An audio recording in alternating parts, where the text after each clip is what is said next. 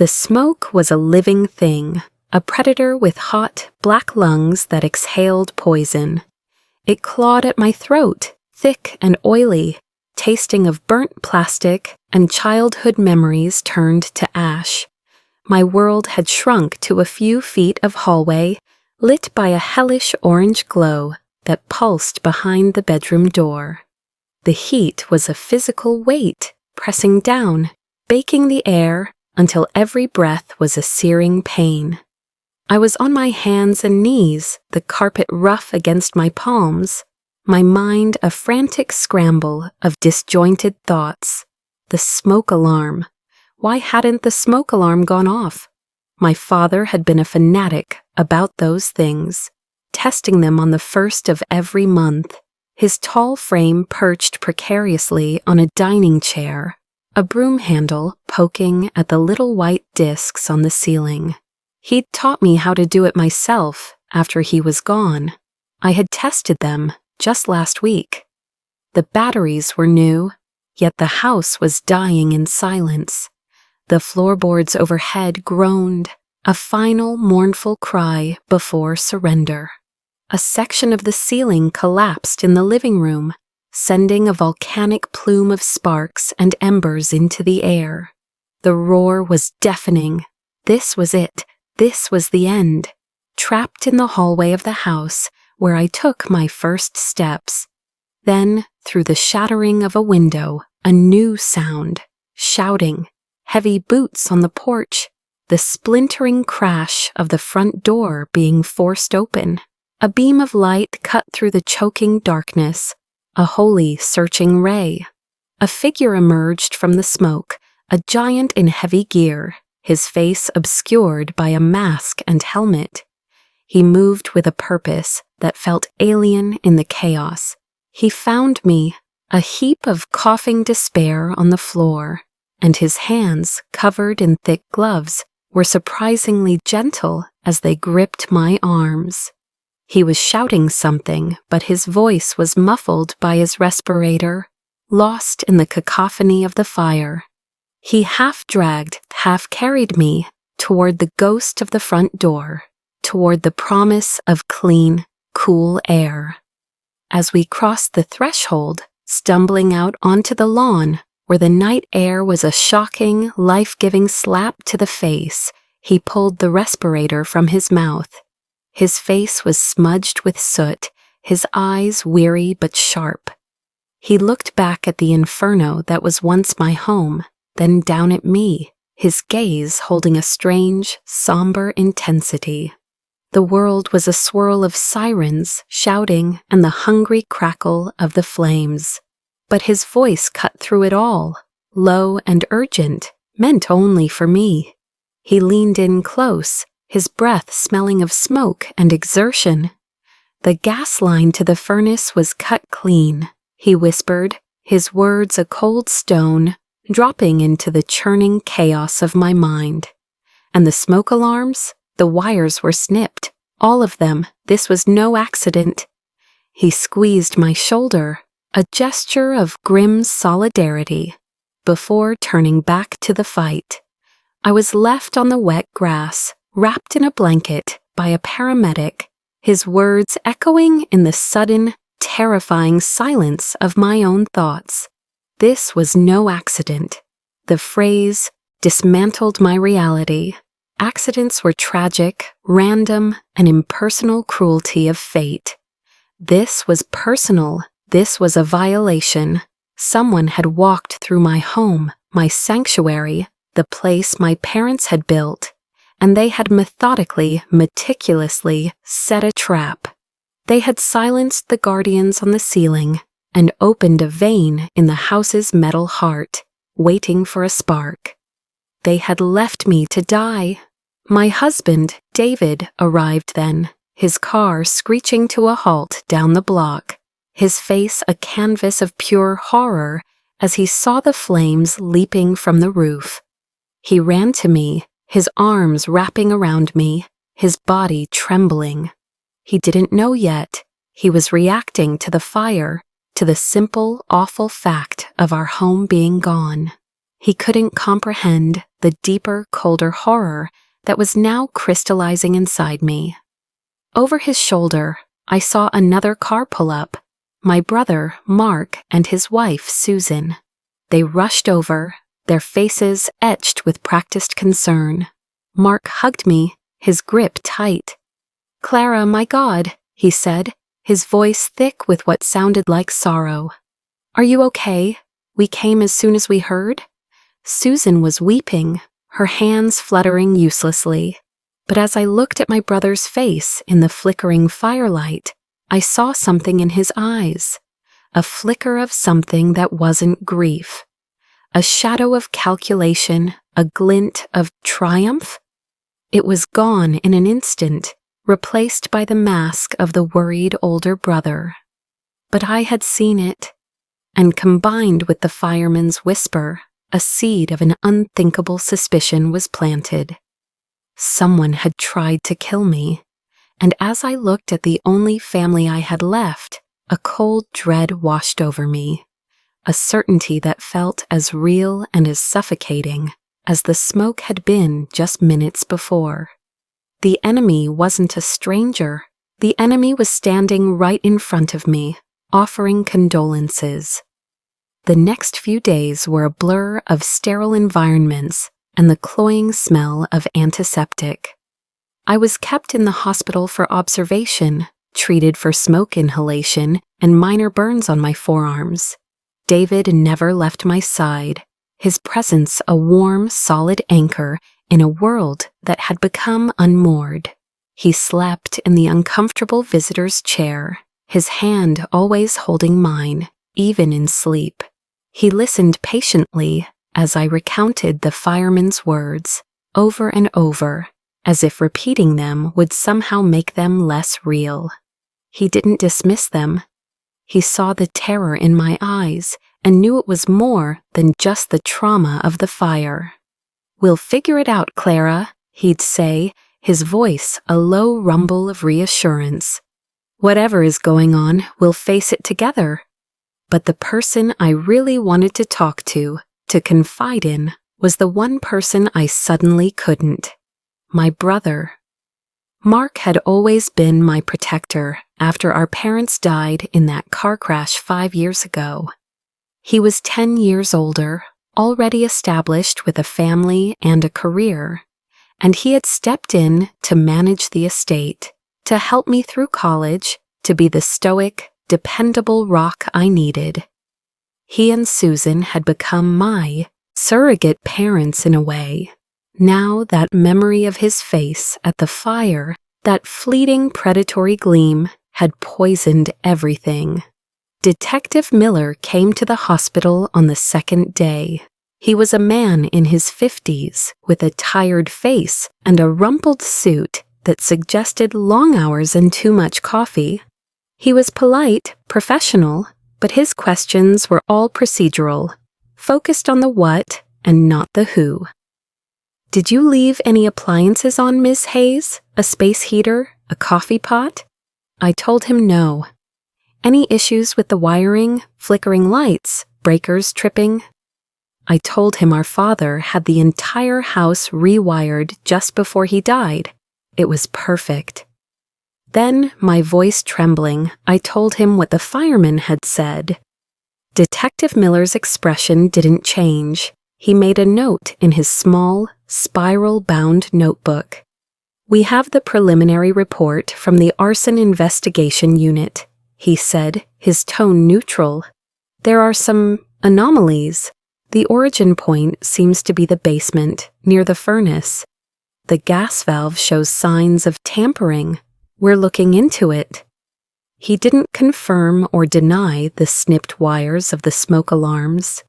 He kept his cards close to his chest, and I felt a profound sense of being alone in this.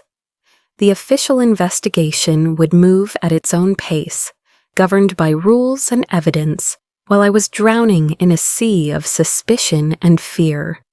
Mark and Susan visited every day, bringing magazines I didn't read and hospital food I couldn't stomach. Their performance was flawless, Susan would fuss over my pillows and blankets, her eyes welling with tears as she talked about all the precious memories lost in the fire. Mark would sit by the bed, talking in a calm, authoritative voice about insurance claims and paperwork. He had already contacted the insurance company, he said. He was taking care of everything. "Don't you worry about a thing, sis," he said, patting my hand. His touch felt like ice. "It's just stuff. We're just glad you're safe. That's all that matters." But his words felt hollow, rehearsed. I found myself watching them, studying them like a scientist observing a dangerous specimen. I noted the way Susan couldn't quite meet my eyes, her gaze constantly flitting around the room. I noted the way Mark's jaw tightened when David asked a specific question about the insurance policy. He'd brush it off, saying it was complex and he would handle the boring details. He was positioning himself as the gatekeeper of our recovery, the one in control. The day I was discharged, they were there to drive us to the small, furnished apartment they had arranged for us. A temporary place, they said, until we got back on our feet. The generosity felt suffocating. As we drove away from the hospital, we passed the turnoff to our old street. On impulse, I asked Mark to drive by. He hesitated.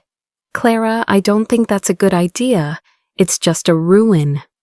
"I want to see it," I insisted, my voice harder than I intended. David squeezed my hand, a silent signal of support. Mark relented, his knuckles white on the steering wheel. The scene was even worse than I had imagined. The house was a skeletal husk, a blackened, gaping wound against the bright autumn sky. Yellow police tape cordoned off the property. All that remained of the beautiful two-story home my father had cherished was a pile of charred timber and rubble. The giant oak tree in the front yard was scorched, its leaves blackened and curled. As I stared at the wreckage, a memory surfaced, sharp and unwelcome. It was from about a month ago. Mark had come over for dinner. He was complaining about his contracting business, a deal that had fallen through, the rising cost of materials. He seemed more stressed than I had ever seen him. We were standing on the porch, looking out at the yard. "This old place must be worth a fortune now," he had said, his voice casual, but with an undercurrent I couldn't place at the time. "Land values in this neighborhood have gone through the roof, and with the insurance policy Dad had on it, you're sitting on a gold mine, Clara." I had laughed it off. "It's not a gold mine, Mark, it's home." His smile hadn't reached his eyes. Right, home. Seeing the ruins now, his words came back to me, no longer casual, but chillingly prophetic. He hadn't seen a home. He had seen a balance sheet. He had seen an asset to be liquidated. And as we drove away from the carcass of my past, I knew with a bone-deep certainty that the fireman was right. My brother had tried to murder me for it. The sterile white walls of the temporary apartment felt like a prison. Every object was generic, chosen from a catalog of corporate housing essentials. The gray sofa, the particle board coffee table, the bland geometric art on the walls. There were no photographs, no worn-out books, no chipped coffee mugs that told the story of a life. Our life had been incinerated, and we were left in this soulless box, haunted by the ghost of what we'd lost. David did his best to make it feel like ours. He went out and bought my favorite tea, a soft blanket that resembled one I'd had since I was a child, and a small potted orchid for the windowsill. They were small gestures, but they were lifelines. In the daytime, I tried to maintain a facade of normalcy. I answered calls from concerned friends, thanking them for their support, my voice a hollow echo of my former self. But at night, the facade crumbled. Sleep offered no escape, only nightmares of smoke and fire, of my brother's face illuminated by the flames, his eyes cold and empty. I would wake up gasping for air, the phantom smell of smoke in my nostrils, my heart hammering against my ribs. David would hold me, murmuring soothing words, until the shaking subsided. He believed me. That was my salvation. He didn't question my suspicion, didn't tell me I was being paranoid, or that grief was clouding my judgment. He saw the change in Mark and Susan, too. "He's too smooth," David said one evening as we picked at a takeout dinner we had no appetite for. Every answer is a little too polished, and Susan, she looks like she's about to shatter. We started to piece things together, our hushed conversations feeling like a conspiracy. We were two survivors on a life raft, surrounded by sharks that looked like family. We went over every interaction, every conversation we'd had, with Mark and Susan in the past 6 months. The puzzle pieces were jagged and misshapen, but a terrifying picture was beginning to form. There were the constant, subtle complaints about money. Mark's business, which he always portrayed as successful, was apparently struggling. Susan had mentioned having to postpone a vacation. They'd sold their second car, small things that, at the time, had seemed like the normal ebb and flow of finances. Now they felt like clues, a breadcrumb trail leading to a motive. Then there was the visit, 2 weeks before the fire. Mark had stopped by on a Saturday morning unannounced. He said he was in the neighborhood and wanted to check on a loose railing on the back porch. It was a flimsy excuse, but I hadn't thought anything of it. He had tinkered with the railing for a few minutes, then came inside. He'd asked for a glass of water, and then, as he stood in the kitchen, he'd looked up at the ceiling. "You know, sis, you should really upgrade these smoke detectors," he'd said, his tone offhand. "They've got those new ones now, all interconnected. One goes off, they all go off, much safer." He had pointed to the one in the hallway. "That one's been there since Dad put it in. It's probably past its prime." I remembered feeling a flash of annoyance. It felt like a criticism of our father, of the home he had so carefully maintained. "It works fine, Mark. I test it every month." He had shrugged, a placating smile on his face. "Just a thought. You can never be too careful." Now the memory made my blood run cold. He wasn't offering friendly advice. He was casing the joint. He was assessing the security systems he would need to disable. He was mapping out my death. The insurance paperwork became my obsession. Mark had, with unnerving efficiency, compiled a thick binder of documents for the claim. He dropped it off at our apartment, explaining it all with a patient, condescending air, as if I were a child. "It's all very straightforward," he'd said, "but the legalese can be tricky. I've highlighted the important sections for you. Just sign here and here." I didn't sign. That night, after he left, David and I spread the papers across the small dining table. We read every line, every clause of the fine print. The policy was exactly as I remembered, a comprehensive plan our father had taken out years ago, designed to cover a full rebuild of the house and replacement of its contents. But there was one document tucked near the back that caught my eye. It was a change of beneficiary form, dated 3 months prior. My father had left the house to me, but the insurance policy had listed both Mark and me as equal beneficiaries in the event of a total loss. It was his way of being fair, ensuring we both had a safety net. This new form, however, removed Mark. I was now the sole beneficiary. I remembered signing it.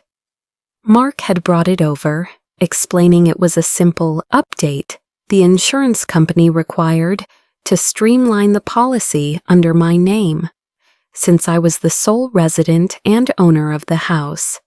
He'd made it sound like a dull bit of bureaucratic housekeeping. It just simplifies things if you ever need to make a claim for, a burst pipe or something, he had said, casually pushing the form across the table. I had signed it without a second thought, trusting him completely. Now I saw the diabolical brilliance of his plan. By having me sign that form, he had removed himself as a direct financial beneficiary. If the house burned down and I died in the fire, the insurance money would go into my estate. And as my only living immediate family, he would inherit everything. My house, my savings, and the massive insurance payout. He wouldn't get the money directly from the insurance company, which might have raised red flags. He would get it through probate, a clean, legal inheritance from his tragically deceased sister. He had insulated himself. He had created the perfect crime, a murder that paid out like an accident. The binder felt toxic in my hands. This wasn't just paperwork, it was a blueprint for my murder. David looked at me, his face pale. Clara, what do? We can't go to the police with this. It's just a suspicion, a form you admit you signed. They'll think we're crazy. He was right. We had no proof. We had a whisper from a fireman whose name I didn't even know, a fleeting expression, and a collection of memories that could be easily explained away. We were up against a man who had planned this for months, who had covered his tracks with meticulous care. Going to the police now would only tip him off. It would make him more careful, more dangerous. A chilling realization settled over me. No one was coming to save us. The system wasn't equipped to see the monster hiding behind my brother's charming smile. If we wanted justice, if we wanted to be safe, we would have to get it ourselves. We had to beat him at his own game. A new kind of coldness began to settle in my bones, displacing the frantic heat of fear. It was the coldness of resolve. The grief for my home and my past was still there, a constant, dull ache. But now it was overlaid with a sharp, clear sense of purpose. My brother had tried to burn me alive. He had underestimated me. He thought I was the naive little sister he could manipulate and dispose of. He didn't know the person who had crawled through the smoke and emerged on the other side. That person was a stranger, even to me. She was quiet, watchful, and patient. She was a hunter. Our strategy was simple, born of desperation and a shared, silent understanding between David and me. We would play the part he had cast for us. I would be the grieving, helpless victim, overwhelmed by the tragedy and grateful for my big brother's help. David would be the supportive but equally lost husband, deferring to Mark's experience and authority.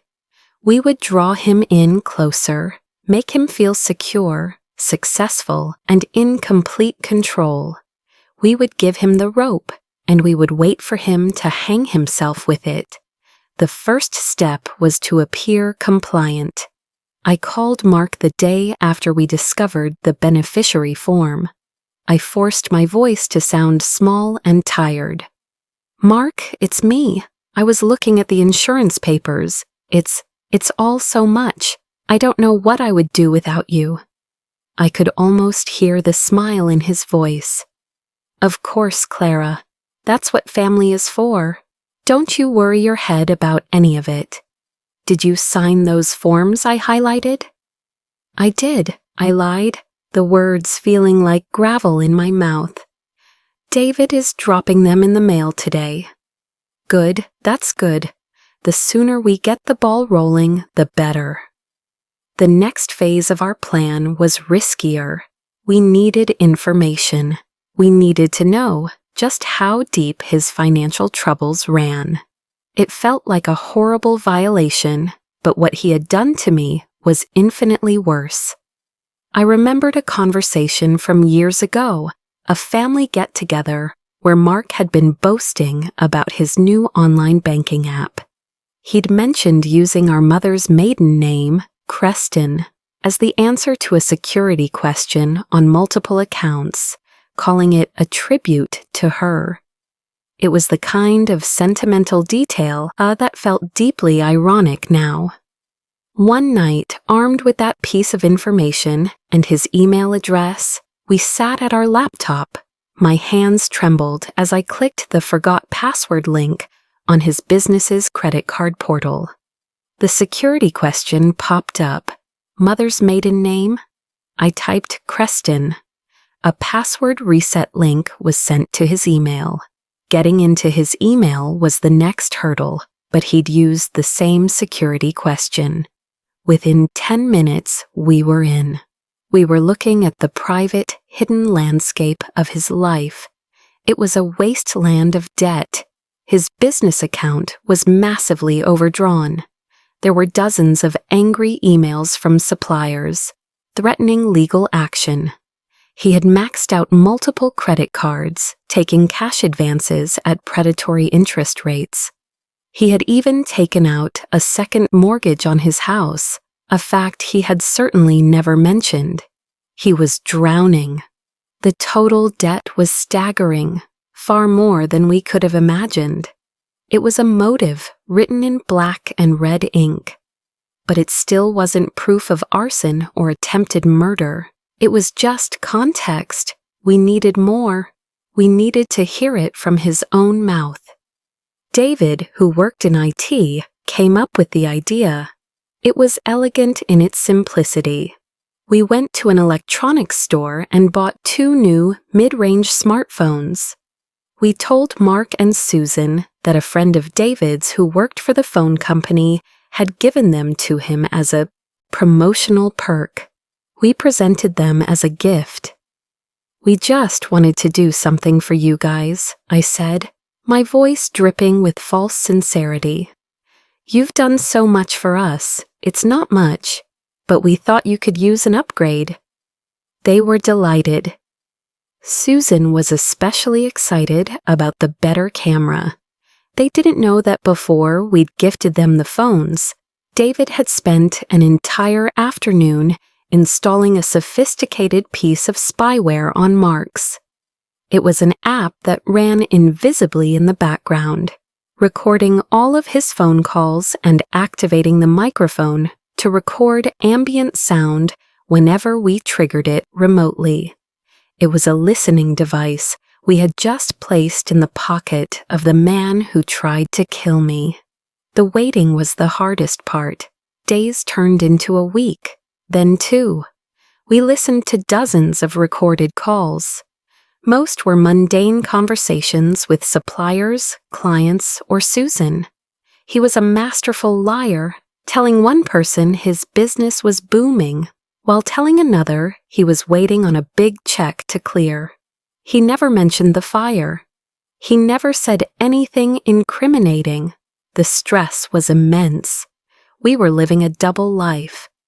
We'd have dinner with Mark and Susan, smiling and making small talk, all while knowing he was a monster.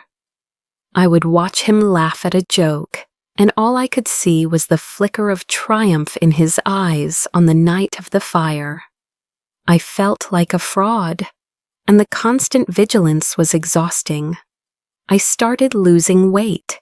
The dark circles under my eyes were becoming permanent fixtures. I felt myself becoming hard, brittle. During one of these dinners, Susan, who had been drinking more than usual, became sentimental. "I'm just so glad you're okay, Clara," she said, her words slurring slightly as she reached across the table to grab my hand. When Mark told me he was worried about the old wiring in your house, I had such a bad feeling. I told him, "Mark, you have to tell her to get it checked." I froze, my fork halfway to my mouth. David shot me a look from across the table. It was a tiny crack in their story. The official preliminary report, which Mark had shared with us, had mentioned the possibility of faulty wiring. But this was the first time Susan had mentioned a prior concern. Mark shot her a venomous glare, a look of pure fury that was gone in a second. "Honey, you're mixing things up," he said, his voice dangerously smooth. "We were talking about the wiring in our house, remember? After the new entertainment center tripped the breaker." Susan looked confused, her wine-addled brain struggling to keep up. "Oh, right, yes, your house." She withdrew her hand, suddenly subdued. But the seed was planted. It was a lie, a small one, but a coordinated one. They had a script. And Susan was not as good at sticking to it as her husband. We had found the weak link. The insurance company, meanwhile, was moving slowly. An investigator had been assigned, and he had interviewed me, Mark, and several neighbors. The official cause was still pending. This limbo was our shield. As long as the case was open, Mark would feel the need to manage the narrative, to stay involved. And the more he talked, the more chances he had to slip up. We decided to change our approach. Passive listening wasn't enough. We had to create a situation that would force him to talk. We had to bait the trap. The insurance company was our best bet. I would be the one to apply the pressure. The idea came to me in the dead of night, during one of my now frequent bouts of insomnia. I was lying in bed, staring at the unfamiliar shadows on the ceiling, the silence of the apartment amplifying the frantic noise in my head. Mark felt safe because he believed he was in control of the information.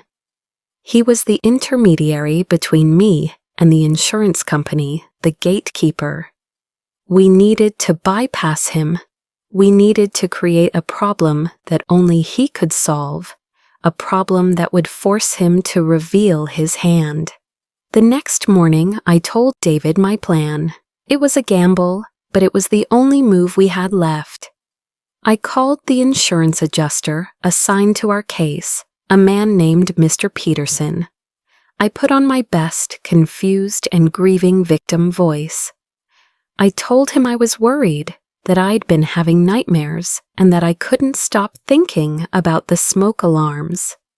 "My brother Mark, he handles all the paperwork," I said, my voice trembling slightly. "He's been wonderful, but he mentioned something a few weeks before the fire, about the wiring connected to the alarms. He was worried it was old. I feel so guilty. I should have listened to him and had it checked." I was weaving Susan's drunken slip-up into a new thread, attributing the warning directly to Mark and feeding it into the official investigation. There was a pause on the other end of the line. "Mr. Hayes mentioned that?" Peterson asked, his voice suddenly sharp with interest. "He didn't say anything about a pre-existing concern during his interview?" "Oh," I said, feigning confusion. "Maybe I misunderstood. It's all such a blur. But I'm almost certain he said something. He's very meticulous about safety." "I see," Mr. Peterson said slowly. "Thank you for sharing that with me, Ms. Hayes. That's very helpful." I hung up, my heart pounding. The bait was in the water. Now we just had to wait for the shark to circle. It didn't take long. Less than 2 hours later, my phone rang. It was Mark. The recording app on our laptop was already active, the microphone on his phone listening. His voice was tight, stretched thin over a wire of controlled fury. "Clara, I just got a strange call from Peterson at the insurance company." "Oh?" I said, keeping my voice level. "He was asking me why I never mentioned my concerns about the smoke alarm wiring before the fire. He said you told him I had warned you about it." "I was just trying to help," I said, my voice wavering. "I thought if they knew there was a problem beforehand, it would make things clearer. I'm sorry, did I do something wrong? I'm so confused by all this." It was the perfect blend of innocence and incompetence, designed to infuriate him while reinforcing his belief that I was a clueless victim. No, it's fine," he said, but his tone was anything but. I could hear him pacing, the sound of his shoes on a hardwood floor. "It's just, you have to be careful what you say to these people, Clara. They can twist your words. From now on, let me handle all communication with them, okay? It's for the best. We need to present a united front." He was trying to reestablish control, to put himself back between me and the investigation. This was exactly what we wanted. The pressure was working. He felt his perfect narrative slipping. Over the next week, we tightened the screws.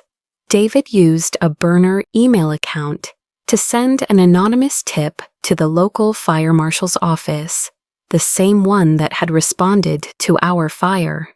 The email was vague, mentioning a contractor in the area without naming Mark, who had been heard bragging about knowing how to disable residential smoke alarms undetected.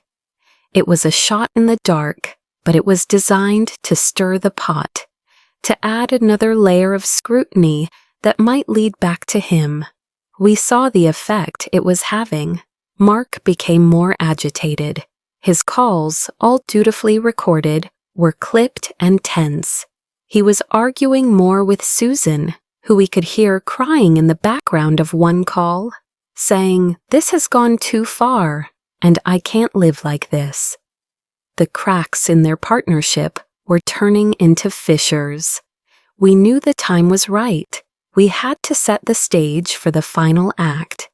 The insurance company was close to making a final decision. Mark was desperate for the payout, the solution to all his financial woes. He believed he was just one step away from victory. We decided to host a dinner.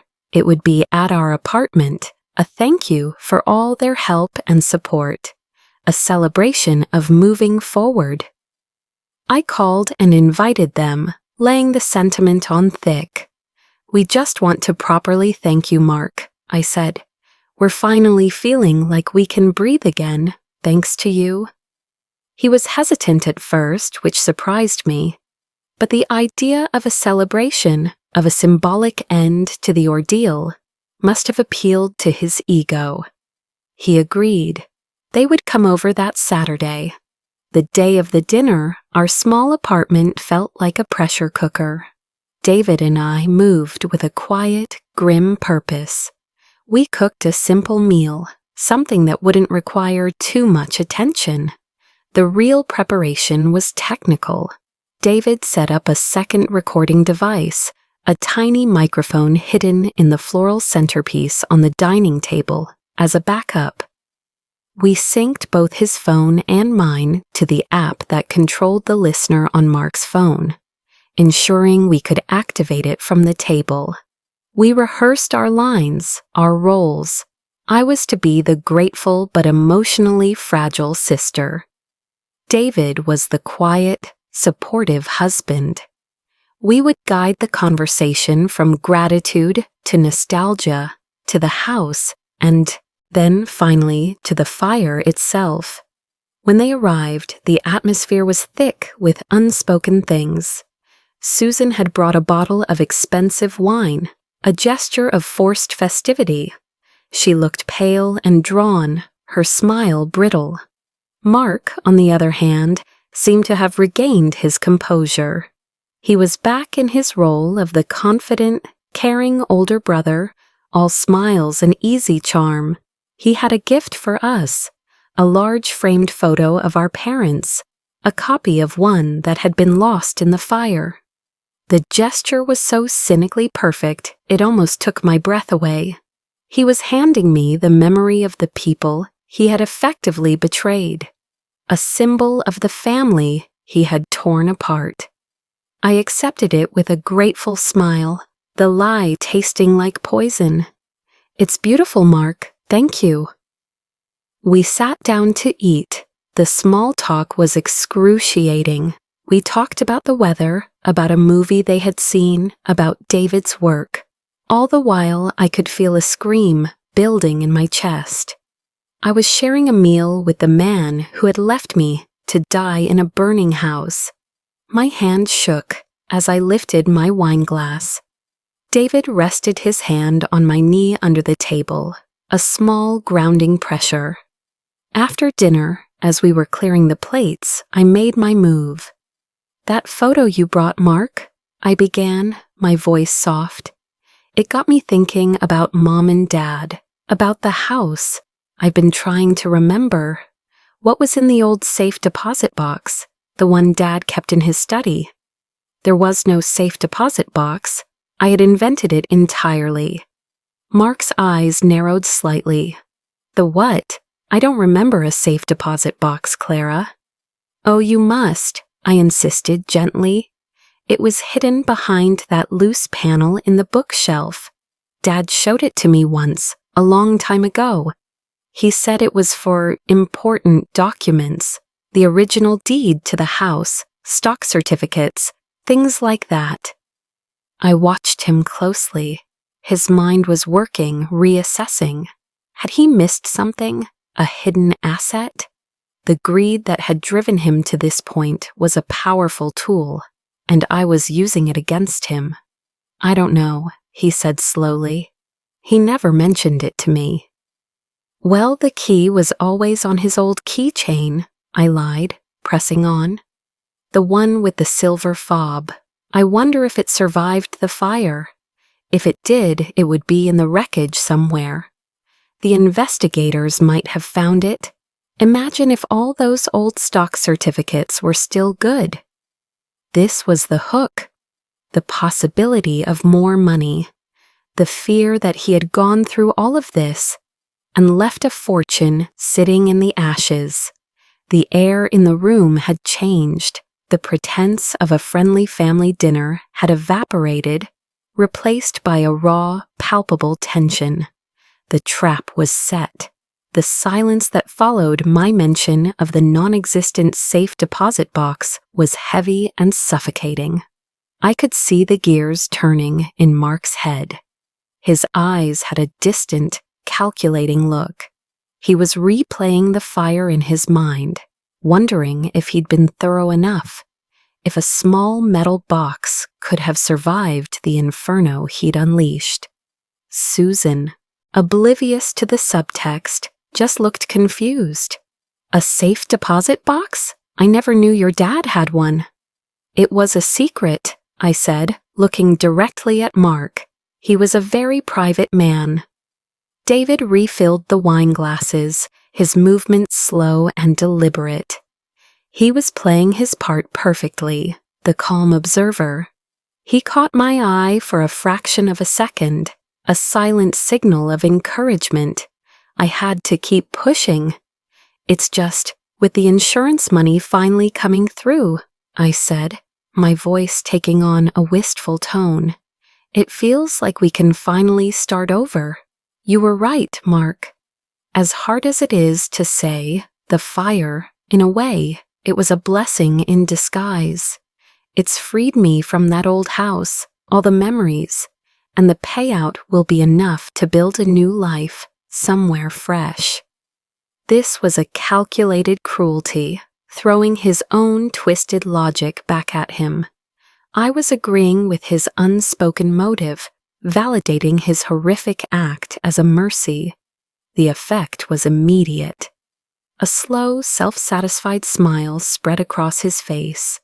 It was the first truly genuine expression I had seen from him all night. He thought I understood. He thought I was, on some level, grateful. "I'm glad you see it that way, sis," he said, his voice smooth as oil. "It was a terrible, terrible thing. But sometimes you have to clear away the old to make way for the new. Dad, he loved that house, but he was stuck in the past. He wouldn't have wanted you to be burdened by it. He was confessing, not in a way that would stand up in court, but he was laying his soul bare, confident that I was his co-conspirator in spirit." Beneath the table, I felt my phone vibrate. It was David sending a one-word text, recording. He had activated the microphone. Every word in this room was now being captured. Susan, now on her third glass of wine, chimed in. "Mark was so worried about you, Clara, especially after he saw the state of the wiring in the basement that day. He said it was a tinderbox just waiting to go up. She was trying to be helpful, to reinforce the narrative they had constructed, but she had stepped right into my trap."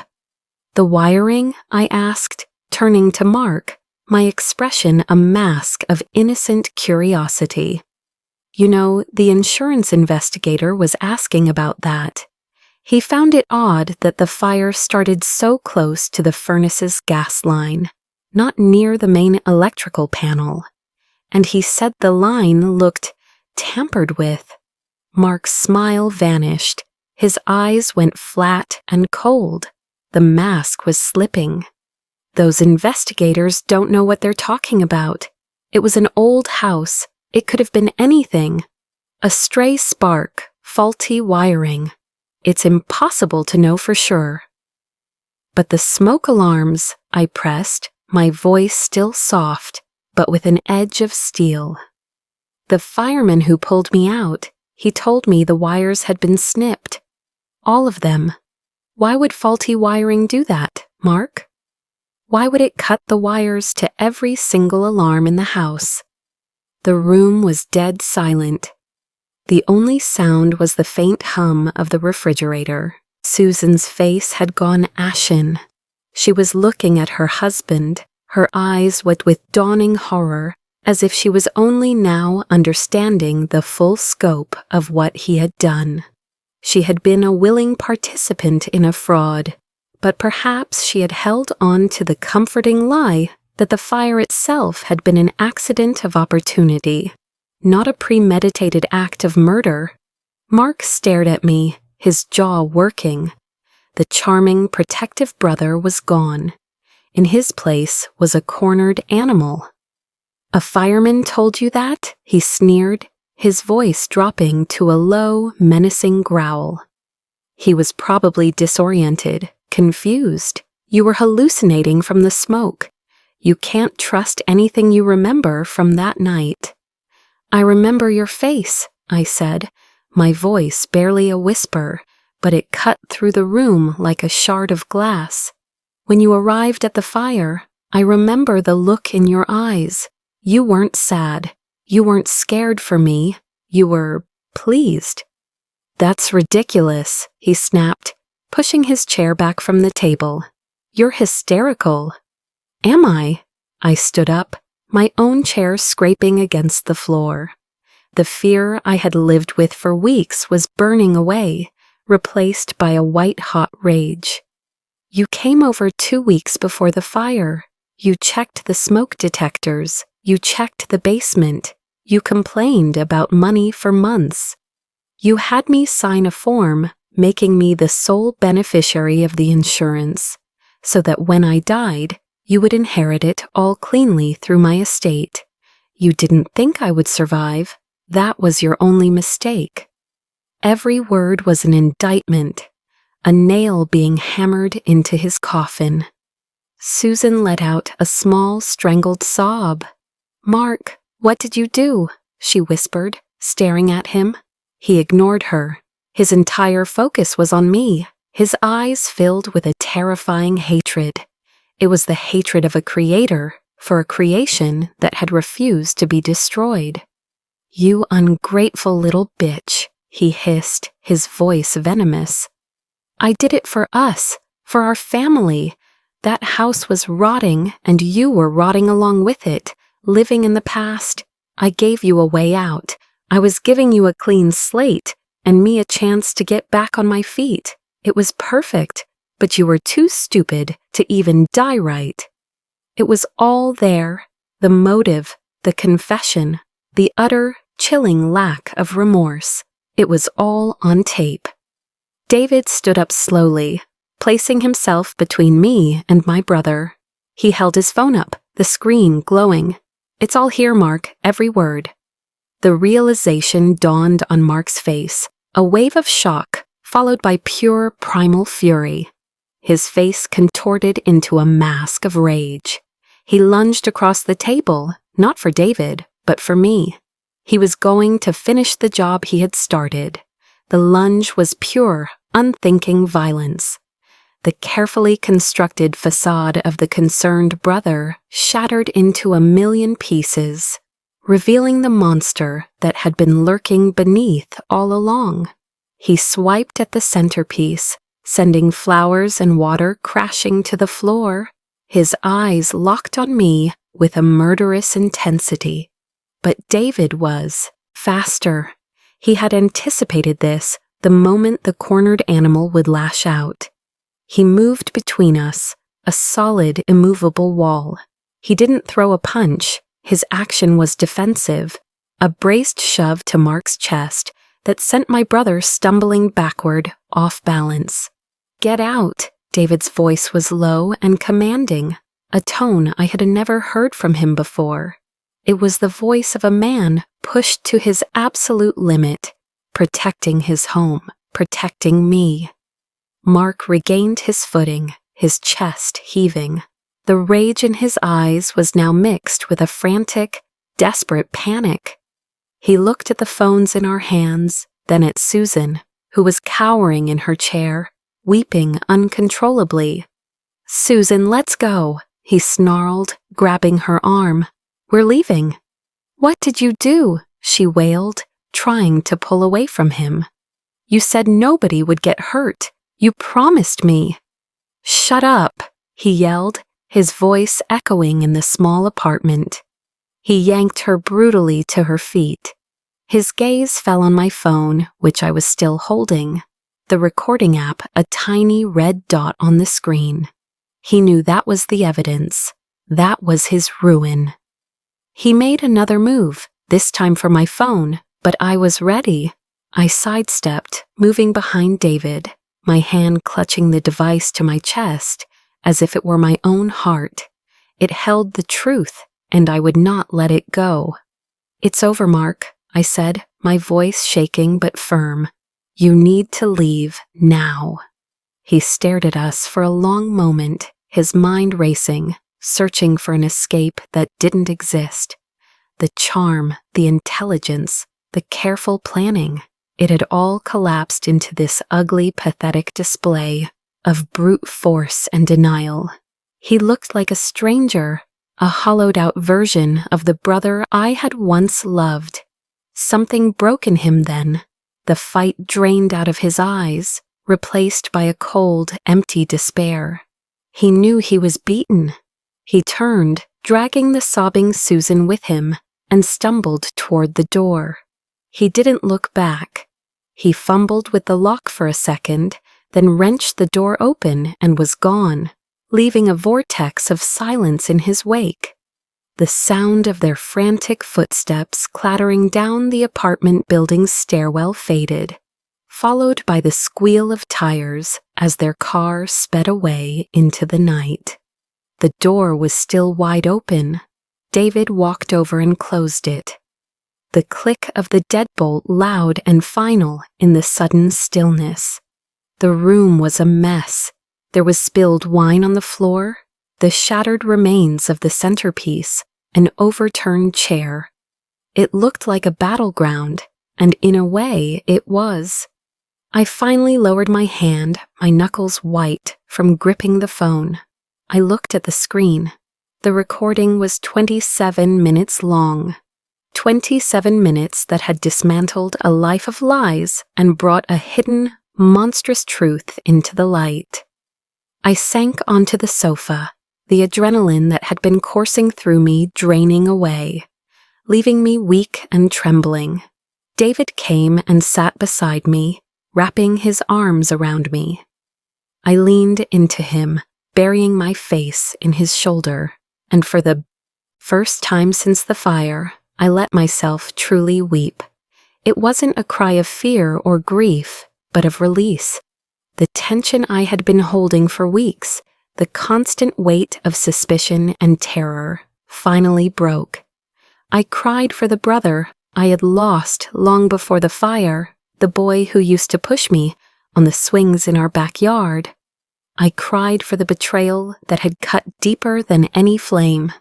And I cried for the stranger I had become, the woman who had to set a trap for her own family to survive. We didn't talk for a long time. We just sat there, holding each other amidst the wreckage of our dinner party. The recorded confession, a silent, powerful presence in the room. There was no triumph in what we had done, only a profound and hollow sadness. We had won, but we had lost so much in the process. My family was gone, my home was gone, my innocence was gone. All that was left was the truth.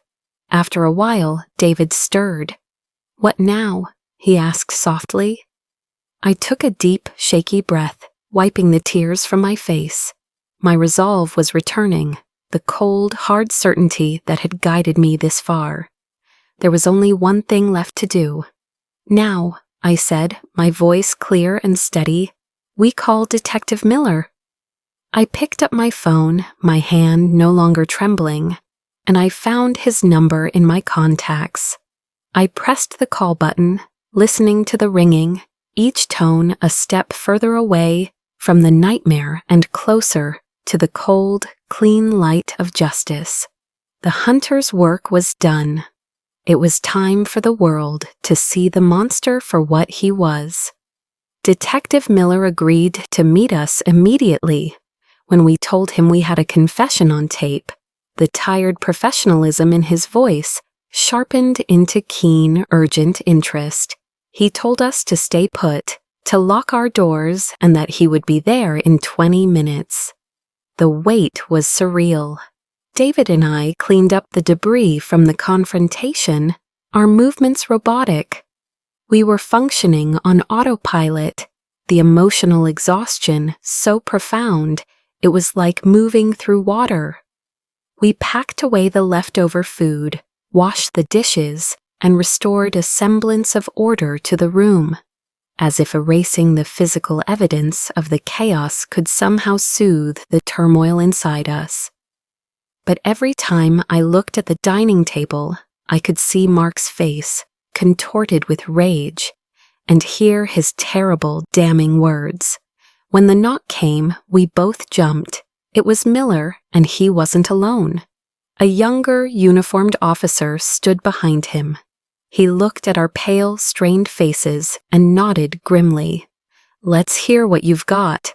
We sat at the small dining table, the same table where my brother had confessed to trying to kill me, and played the recording. We didn't play the whole thing, just the last 10 minutes. David had queued it up to the moment I mentioned the snipped wires of the smoke alarms. We watched Miller's face as he listened. His expression shifted from professional skepticism to stony certainty. He didn't flinch or show any surprise at Mark's hissed confession. "I did it for us." He just listened intently, his eyes fixed on the phone as if he could see the scene unfolding. When the recording ended with Mark's final, venomous words, "You were too stupid to even die right," a heavy silence filled the room.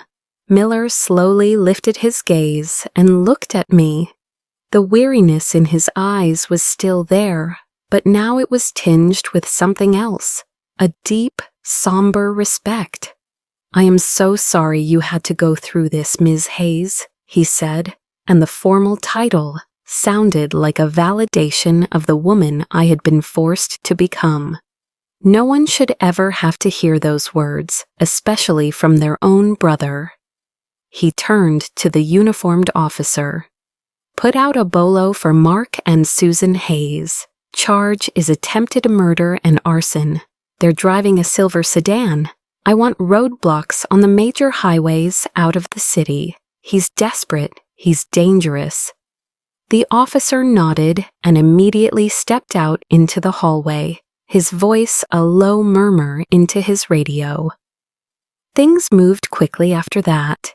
Miller took our phones as evidence, assuring us they would be returned. He took a formal statement from both of us, his questions now pointed and precise, guided by the information from the confession. He asked about the beneficiary form, Mark's financial troubles, the gift of the new phones.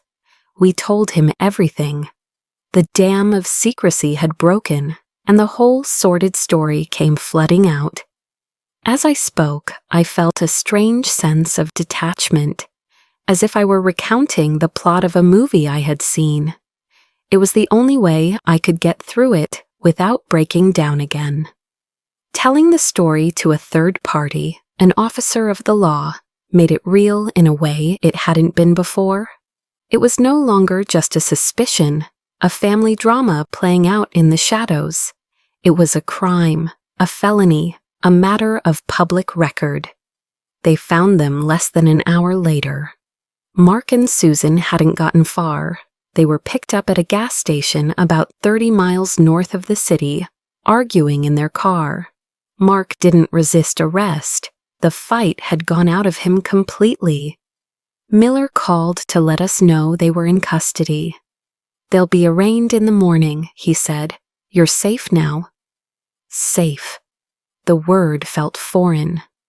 I had spent so many weeks living in a state of hypervigilance, where every phone call, every unexpected knock was a potential threat.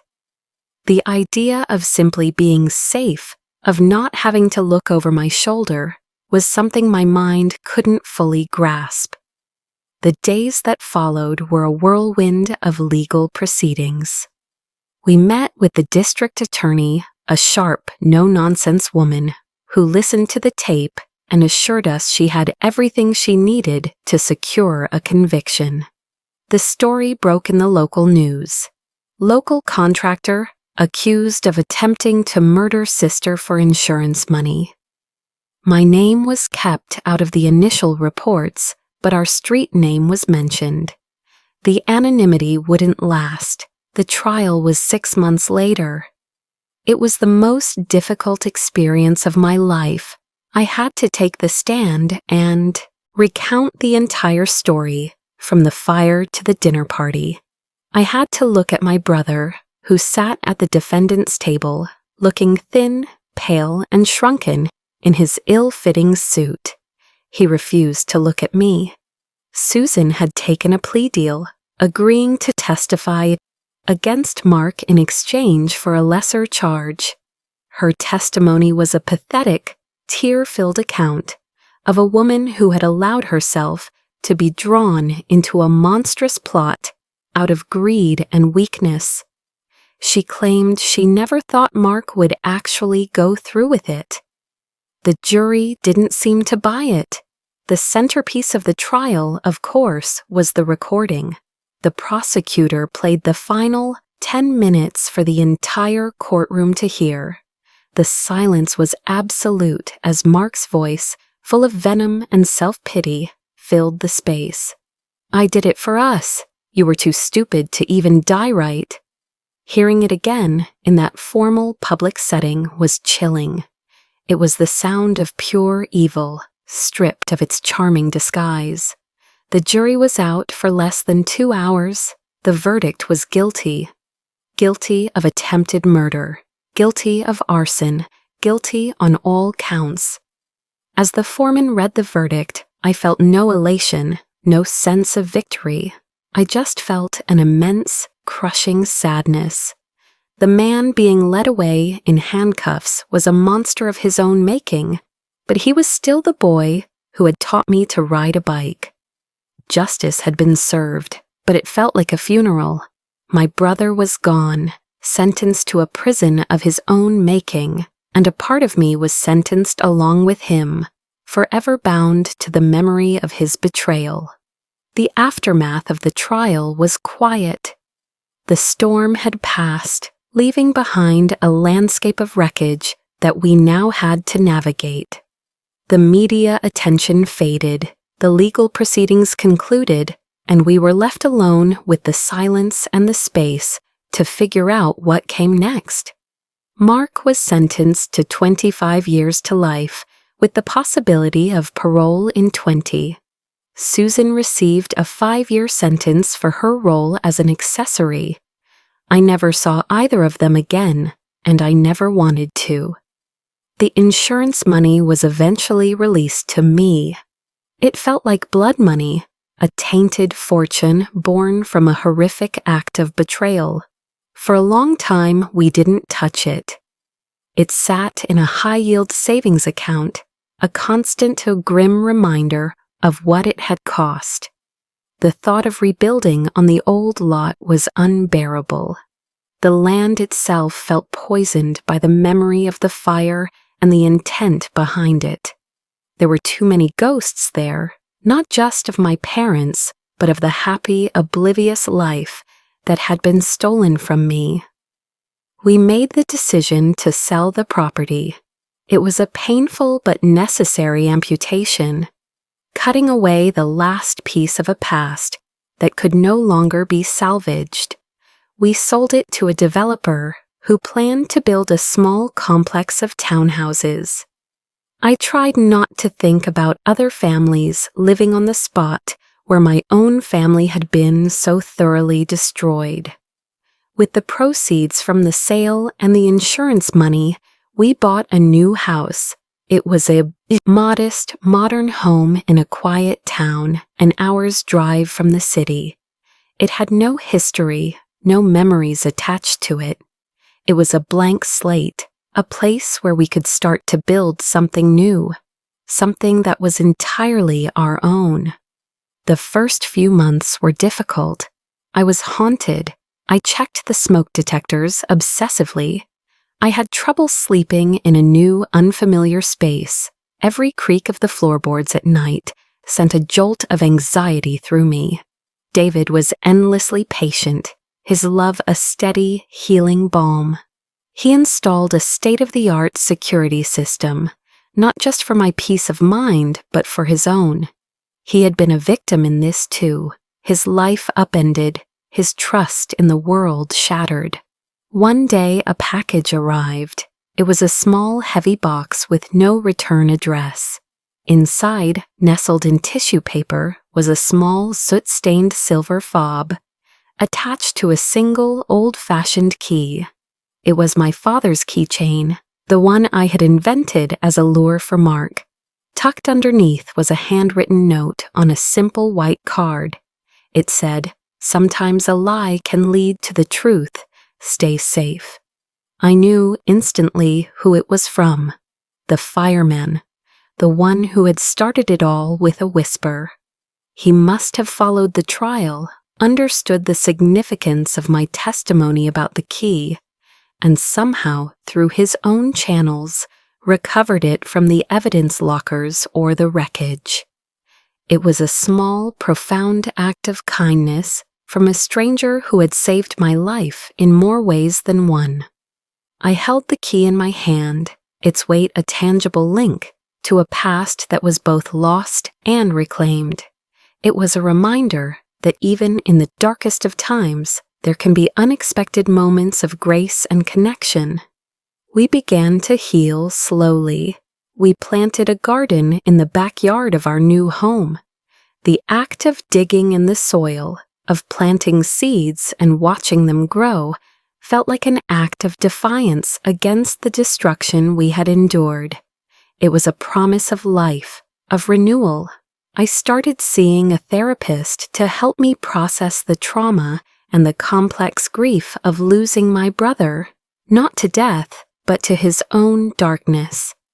I learned that the scars of what had happened would always be a part of me, but they did not have to define me. I was not just a victim, I was a survivor. My name was Clara Hayes, and I had walked through fire and come out the other side. Years have passed. The sharp edges of the memory have softened, though the story remains, a dark chapter in the book of our lives. David and I have built a good life, a quiet life, filled with love and a hard-won peace. We have a daughter now. She has my eyes and David's steady smile. She will grow up in a house filled with light and laughter, and she will never know the shadow that her uncle cast. Sometimes, when I'm tucking her into bed at night, I check the small white smoke detector on her ceiling.